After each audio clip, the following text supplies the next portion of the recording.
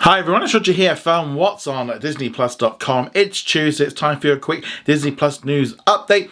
So I'm going to be talking about Hot Shots. I'm also going to be talking about Kiss of the Dragon and the Marvel TV series. So let's start off with, well, pretty much bad news really. So last week on Friday, Disney Plus subscribers in the United States were able to watch Hot Shots and Hot Shots Part 2. So these movies were made by 20th Century Studios way back in the 90s. Pretty funny when they came out. I remember having them on VHS and they got added. They were a surprise announcement. We weren't expecting them. They just turned up on Disney Plus and it was a bit like, okay, this is the start of us starting to see some more content now from the general entertainment side of Disney Plus arriving. They didn't announce it, but, you know, Disney's been doing a lot of surprise drops, so it wasn't anything that, you know, we weren't expecting. You know, we've just kind of got used to these surprise things and thinking, okay, they're going to start maybe dropping on some PG-13 films and all the rest of it. So that's fine. You know, I thought it was a bit of a surprise. A lot of people kind of thinking, you know, is it an April Fool's joke because it was April the 1st? Well, now they're gone. They're no longer available on Disney Plus, and in the US they are available in other countries like the UK and stuff. And this just kind of continues this like weird trend of like, where is Disney Plus going with this general entertainment stuff? We've still not really had any announcements of what's going on. And so these titles have been removed. There's no word why they were removed. Could have been a mistake. Maybe they put the wrong like country on it and it wasn't supposed to go there. Maybe they were put up too early because ultimately they're built into the system because they're available in other countries. So they've been removed. Which is not good because they literally last a few days. Like I said, it just looks to me like maybe a mistake or they went up too early or whatever they've done with it.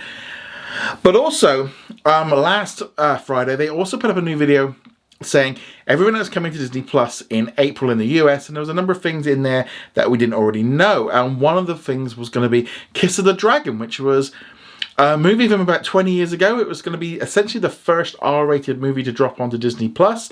Some people even thought it was an April Fool's joke when I posted about it. It was like, no, it's in their video. You can see it's in the video that they put up. Well, Disney contacted me yesterday and said there's a mistake. It shouldn't have been included in the video. It's only going to be going to Canada. It's not coming to the US. We already knew it was coming to Canada. And they took down the video. They edited it. They've re-uploaded it onto Twitter without the video. As of the time of recording, it's not yet been re-added onto YouTube. But this is just a glaring error on the fact of including an R-rated movie in the advertisements. Again, is this part because they haven't announced what they're doing with this general entertainment stuff? You know, they've been saying it's coming, it's coming, it's coming. They've put the parental controls in, and they've not really kind of followed through after those Marvel TV series. So, I mean, I always thought Kiss of the Dragon was a little bit of an odd choice to be the first R-rated movie. I figured like they're either going to drop a ton of them at once or like Deadpool or something like that.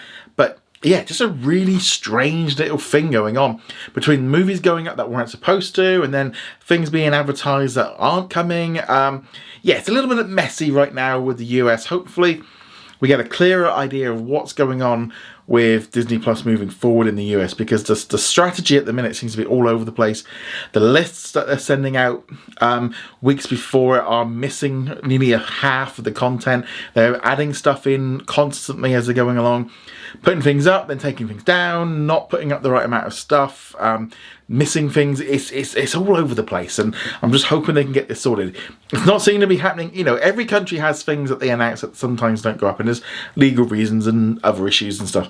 But the US right now, I'm going to be honest, is really like just making misstep after misstep. The fact that they put that into the video and released it, because normally they have to go through clearances and stuff, you know, I don't know, just very bad. And again, just seems to set back this general entertainment release in the US. You know, we had two titles that I would consider were general entertainment added and then quickly removed. And then we've had that error with Kiss of the Dragon. So yeah, just really messy. But let me know what you think of all of this in the comments below. I'd love to hear your thoughts, especially if you're a US subscriber and you want to see some more content on Disney Plus. Let me know in the comments below. Let's now talk about Moon Knight, because Samba TV has released some new information that they have obtained that kind of indicates how well this series is doing. It's based on the first 5 days it was available in the US only. 1.8 million households watched it. which means it's on par as the second highest debut for a Marvel series. Loki was the most at 2.5 million, and this means now that Moon Knight is tying with Falcon and the Winter Soldier at the same number. And then just underneath that, at 1.6 million households was WandaVision, and then 1.4 for Hawkeye. So this is kind of definitely showing to me, it shows me that like a lot of people are watching Moon Knight. They obviously haven't released the international numbers, because I suspect the international numbers for Moon Knight are much higher than previous shows because it's just available in more countries. I suspect Miss Marvel will probably be even higher globally because it'll be launched at the same week in a number of countries and stuff. So that's just going to continue to raise it up. So I think, like with Moon Knight, while 1.8, I'm like, well, that's good. That's the second highest debut for a Marvel series. You know, lots of people checking it out. And obviously this is just their data. You know, there's a lot more to it than this. But it also kind of shows really that the Marvel subscribers aren't really shifting too much. You know, we're hitting this peak. You know, Loki was a much higher, 2.5 million households. But yeah, like it's not really bringing in more people, and that's kind of worrying. I don't know if it's just because right now in the US, the Marvel fans are subscribed and they can't really kind of get above that. And obviously this is just based on the first 5 days. You know, there'll be people coming in later and watching it, binge watchers, and as I said, it's only based on the US, so those numbers are going to be much higher internationally.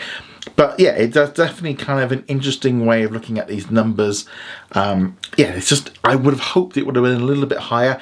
And I also, you know, Moon Knight is a fantastic series, but hopefully it will continue to kind of pull people in. But also generally with series, people generally just drop off if they're not interested in it. But I think that's kind of good news for Moon Knight being the second most watched show. But it also, I would have liked it to, you know, to keep going up with more subscribers. But let me know if you watched the Moon Knight episode last week. Remember, we've got a new episode coming this coming Wednesday. Okay, let's now move on to the poll of the day, which I put up yesterday, which says, did you enjoy the first episode of Moon Knight? Coming in at just under 1,000 votes. 94% of you said yes, and only 6% of you said no, which is not a huge surprise. I definitely would have put it up there. I think 94% of you are correct. I really enjoyed it, and I can't wait to watch some more episodes when they drop. But yeah, obviously that was pretty good, I feel, in terms of like 94% of people liking it. That's a very good result. Moving on from there, on to the comment of the day. Jedi Knight asks, is Australia getting any FX shows? Also, is Great North or King of the Hill coming to Disney Plus? Let's talk first off about FX. Now, FX is a little bit tricky down in Australia because of the deal that they had with Binge when sort of Binge was sort of owned by 20th Century Fox, and so then when they sold it off, there were still some contracts and stuff. So a lot of the new things have kind of been going to Binge, and a lot of the older shows are on there. So there is new content coming from FX onto Disney Plus in Australia and New Zealand. For example, later this week, they're going to be getting Feud, Bet and Joan, along with the first season of Miss America.